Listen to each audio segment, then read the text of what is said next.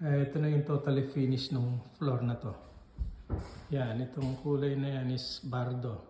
And then yung woodwork is old white. Yan. Dito bardo yan.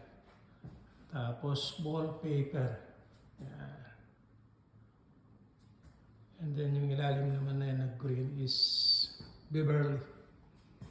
Then old white again. Yan.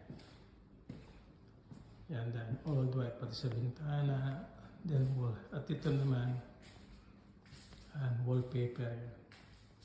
Old white yan. Wallpaper again. Yan. Hanggang dyan. No? Then dito naman sa kabila. Ito. Beverly din itong green na to. Tapos yung ilalim French gray. Nasa bintana. Yan. Radiator French gray. Itong wall French gray.